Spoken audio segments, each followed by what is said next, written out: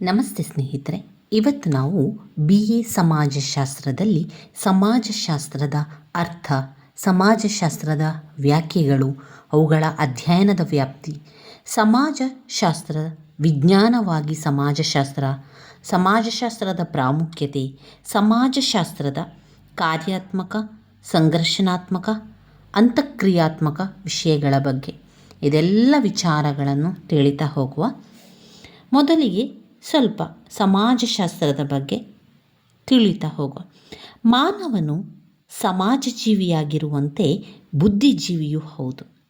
ತನ್ನ ಅಸ್ತಿತ್ವದಿಂದ ಹಿಡಿದು ತಾನು ವಾಸಿಸುತ್ತಿರುವ ಸಾಮಾಜಿಕ ಹಾಗೂ ಭೌತಿಕ ಜಗತ್ತುಗಳ ಎಲ್ಲ ಸಂಗತಿಗಳನ್ನು ತಿಳಿದುಕೊಳ್ಳಬೇಕೆಂಬ ಕುತೂಹಲ ಮಾನವನ ಸ್ವಭಾವವಾಗಿ ಬಿಟ್ಟಿದೆ. ಇಲ್ಲಿ ನಾವು ತಿಳಿದುಕೊಳ್ಳುವಂಥ ವಿಚಾರ ಸಾಕಷ್ಟು ಇದೆ ಸ್ನೇಹಿತರೆ. ಸಮಾಜಶಾಸ್ತ್ರ ಎನ್ನುವಂತಹ ವಿಚಾರ ನಮ್ಮ ಸಮಾಜ, ನಮ್ಮ ಸುತ್ತಮುತ್ತಲಿನ ವಿಚಾರವನ್ನು ಇಲ್ಲಿ ನಾವು ತಿಳಿಯುವಂಥದ್ದು. ಸಮಾಜಶಾಸ್ತ್ರದ ಪಿತಾಮಹ ಅಗಸ್ಟ್ ಕಾಂಪ್ಟರವರು. ಅವರು ಸಮಾಜಶಾಸ್ತ್ರವನ್ನು ಬೌದ್ಧ ವಿಜ್ಞಾನಗಳ ನೆಲೆಗೆ ತಂದು ನಿಲ್ಲಿಸಿ ಅದಕ್ಕೆ ವಿಜ್ಞಾನವೊಂದರ ಸ್ಥಾನಮಾನ ಸಿಗುವಂತೆ ಮಾಡಿದ್ದಾರೆ. ಸಮಾಜಶಾಸ್ತ್ರವು ಒಂದು ವಿಜ್ಞಾನವೆನಿಸಿಕೊಂಡಿರುವುದು ನಿಜವಾದರೂ ಅದು ಪರಿಪೂರ್ಣತೆಯನ್ನು ತಲುಪಿದೆ ಎನ್ನುವಂತಿಲ್ಲ. ಅದಿನ್ನೂ ಎಳವೆಯಲ್ಲಿಯೇ ಇವೆ. ಆದಾಗ್ಯೂ ಕೇವಲ 1.5 ಶತಮಾನದ ಅವಧಿಯಲ್ಲಿ ಅದು ಮಾಡಿದ ಸಾಧನೆ ಭರವಸೆ ಹುಟ್ಟಿಸುವಂಥದ್ದು.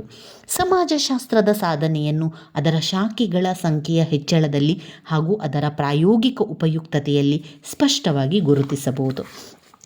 ಮೊದಲನೆಯದಾಗಿ ಸಮಾಜಶಾಸ್ತ್ರದ ಉಗಮ ಮತ್ತು ಬೆಳವಣಿಗೆ.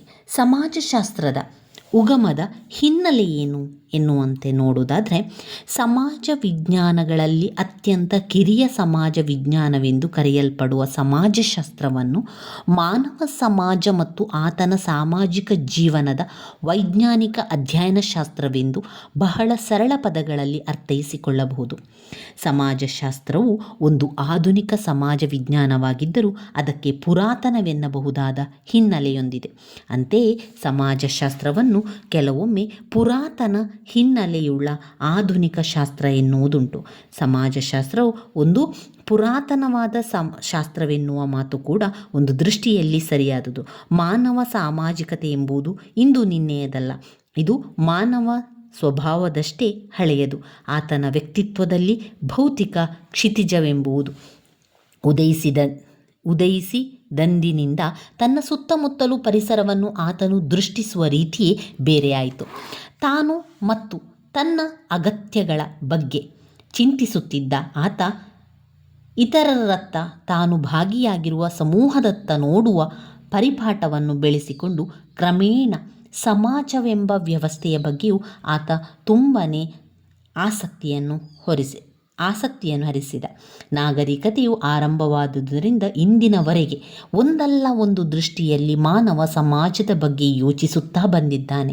ಶತಮಾನದಿಂದಲೂ ಕೂಡ ಬುದ್ಧಿಜೀವಿಗಳು ಸಮಾಜದ ಬಗ್ಗೆ, ಸಮಾಜವನ್ನು ಸಂಘಟಿಸಬೇಕಾದ ಕ್ರಮದ ಬಗ್ಗೆ, ಸಾಮಾಜಿಕ ಸುಧಾರಣೆಗಳ ಬಗ್ಗೆ, ಸಮಾಜ ಕಲ್ಯಾಣದ ಬಗ್ಗೆ, ಸಾಮಾಜಿಕ ಪ್ರಗತಿ ಹೊತ್ತು ಗುರಿಯ ಬಗ್ಗೆ, ಸಮಾಜದ ಜನಜೀವನದ ಮತ್ತು ನಾಗರಿಕತೆಯ ಏಳು ಬೀಳುಗಳ ಬಗ್ಗೆ, ಜೊತೆಗೆ ಮಾನವ ಜೀವನದ ಅಂತಿಮ ಗುರಿಗಳ ಬಗ್ಗೆ ಚಿಂತನ ಮಂಥನ ಮಾಡುತ್ತಾ ಬಂದಿದ್ದಾರೆ. ಅಗಸ್ಟ್ ಕಾಂಪ್ಟನಿಗೂ ಪೂರ್ವದಲ್ಲಿ ಸಮಾಜದ ಕುರಿತಾದ ಚಿಂತನೆ ಎಂಬುದಿತ್ತು. ಫ್ರಾನ್ಸಿನ ತತ್ವಜ್ಞಾನಿಯಾದ ಅಗಸ್ಟ್ ಕಾಂಪ್ಟ್ ಎಂಬಾತನ ಪ್ರಯತ್ನಗಳ ಮೂಲಕ 19ನೇ ಶತಮಾನದಲ್ಲಿ ಸಮಾಜಶಾಸ್ತ್ರವು ಒಂದು ಪ್ರತ್ಯೇಕವಾದ ಹಾಗೂ ಸ್ವತಂತ್ರವಾದ ಅಧ್ಯಯನಶಾಸ್ತ್ರವಾಗಿ ಬೆಳೆದು ಬಂದಿರುವುದು ನಿಜ ಎಂದ ಮಾತ್ರಕ್ಕೆ ಅಗಸ್ಟ್ ಕಾಂಪ್ಟನಿಗೂ ಪೂರ್ವದಲ್ಲಿ ಸಾಮಾಜಿಕ ಚಿಂತೆಯೇ ಇರಲಿಲ್ಲ ಎಂದು ಅರ್ಥೈಸುವುದು ತಪ್ಪು. ಆದಿಯಿಂದಲೂ ಮಾನವ ತನ್ನ ಸುತ್ತಮುತ್ತಲಿನ ಪರಿಸರವನ್ನು ತೆರೆದ ಕಣ್ಣುಗಳಿಂದ ವೀಕ್ಷಿಸುತ್ತಾ ಬಂದಿದ್ದಾನೆ. ಪರಿಸರದ ವೈವಿಧ್ಯತೆಗೆ ಅನುಗುಣವಾಗಿ ಮಾನವ ಸಮಾಜಗಳು ರೂಪುಗೊಳ್ಳುತ್ತಾ ಬಂದಿದೆ. ಮಾನವ ಸಮಾಜ, ಸಾಮಾಜಿಕ ಪರಿಸರ ಈ ಎಲ್ಲ ಅಂಶಗಳ ಬಗ್ಗೆ ಪ್ರಾಚೀನ ಚಿಂತಕರು ಹಾಗೂ ಬರಹಗಾರರು ತಮ್ಮದೇ ಆದ ಕಲ್ಪನೆ, ಚಿಂತನೆಗಳನ್ನು ಹೊಂದಿದ್ದಾರೆ. ಇದರಲ್ಲಿ ನಾವು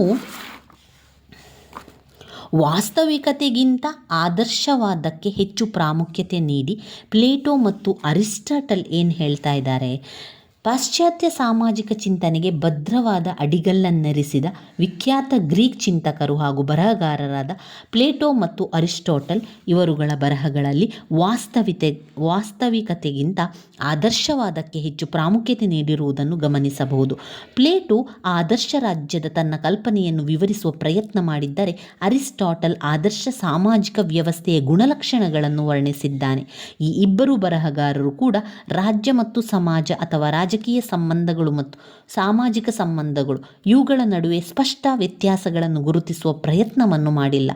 ಪ್ಲೇಟೋನ ಅಭಿಪ್ರಾಯದಂತೆ ಸಮಾಜವೆಂಬುದು ಶ್ರಮ ವಿಭಜನೆ ಮತ್ತು ಅಸಮಾನತೆಯ ಸುತ್ತ ಹೆಣೆದುಕೊಂಡಿರುವ ಒಂದು ಸಮಷ್ಟಿ ವ್ಯವಸ್ಥೆ.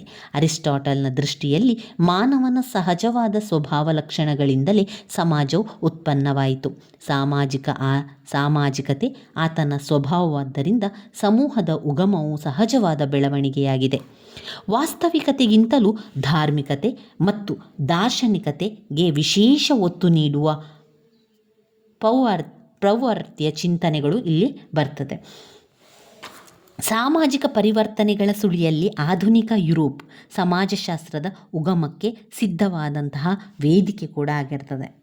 ಮಾನವನು ಅಧ್ಯಯನ ಮಾಡುವ ಅದೆಷ್ಟೋ ವಿಷಯಗಳಂತೆ ಸಮಾಜಶಾಸ್ತ್ರವು ಒಂದು ಸಾಮಾಜಿಕ ಫಲಶ್ರುತಿ. ಸಮಾಜಶಾಸ್ತ್ರವು ತನ್ನ ಔಪಚಾರಿಕ ಹುಟ್ಟನ್ನು ಪಡೆಯುವುದಕ್ಕೂ ಮುಂಚೆಯೇ ಯುರೋಪಿನ ಐತಿಹಾಸಿಕ, ಸಾಮಾಜಿಕ, ರಾಜಕೀಯ ಪರಿಸ್ಥಿತಿಗಳು ಕ್ರಾಂತಿಕಾರಕವೆಂಬಂತಹ ಪರಿಸ್ಥಿತಿಯ ಸುಳಿಗೆ ಸಿಲುಕಿದ್ದು ಯುರೋಪಿನ ರಾಜಕೀಯ ಹಾಗೂ ಆರ್ಥಿಕ ವ್ಯವಸ್ಥೆಗಳು ಏರುಪೇರಾಗತೊಡಗಿದ್ದವು.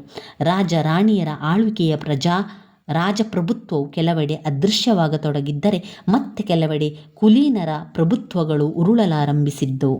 ಹೊಸ ವ್ಯವಸ್ಥೆ ಯಾವುದಿರಬೇಕೆಂಬ ಬಗೆಗಿನ ಗೊಂದಲವು ಜೊತೆಗಿತ್ತು. ಮತಧರ್ಮದ ಪರಮಾಧಿಕಾರ ಮಾಸತೊಡಗಿ ಕಾನೂನು ಹಾಗೂ ನ್ಯಾಯ ವ್ಯವಸ್ಥೆಗಳು ಆ ಸ್ಥಾನಕ್ಕೆ ಏರತೊಡಗಿದ್ದವು. ಊಳಿಗಮಾನ್ಯ ವ್ಯವಸ್ಥೆ ಕಣ್ಮರೆಯಾಗುತ್ತಿದ್ದಂತೆ ಬಂಡವಾಳಶಾಹಿ ವ್ಯವಸ್ಥೆ ಬೆಳೆಯತೊಡಗಿತು. ಪ್ರತ್ಯೇಕಿತ ದ್ವೀಪಗಳಂತಿದ್ದ ಸಮಾಜಗಳ ನಡುವೆ ನಿರಂತರ ಸಂಪರ್ಕಗಳು ಏರ್ಪಡತೊಡಗಿದವು. ಪರಂಪರಾಗತವಾದ ವಸ್ತು ವಿನಿಮಯ ಪದ್ಧತಿಯ ಬದಲಿಗೆ ಅಂತಾರಾಷ್ಟ್ರೀಯ ಮಟ್ಟದ ಮಾರುಕಟ್ಟೆಗಳು ಸ್ಥಾಪಿತವಾಗತೊಡಗಿದವು. ಸಾರಿಗೆ ಸಂಪರ್ಕ ವ್ಯವಸ್ಥೆಗಳು ಕ್ರಾಂತಿಕಾರಕ ಪರಿವರ್ತನೆಯ ದಿಕ್ಕು ಹಿಡಿದವು. ಒಟ್ಟಿನಲ್ಲಿ ಹೇಳುವುದಾದರೆ ಯುರೋಪಿಯನ್ನರ ಹಿಂದಿನ ಆಲೋಚನಾ ಪರತೆ, ಮನೋಧರ್ಮ ಮತ್ತು ಜೀವನ ಕ್ರಮ ಎಲ್ಲದರಲ್ಲೂ ಬದಲಾವಣೆಯ ಛಾಪು ಮೂಡತೊಡಗಿದ್ದರಿಂದ ಹಳೆಯ ಸಾಮಾಜಿಕ ವ್ಯವಸ್ಥೆ ಕುಸಿಯತೊಡಗಿ ಆಧುನಿಕ ಸ್ವರೂಪ ಕರೆಯಿಸಿಕೊಂಡ ಹೊಸ ವ್ಯವಸ್ಥೆಯ ರೂಪುಗೊಳ್ಳತೊಡಗಿತು.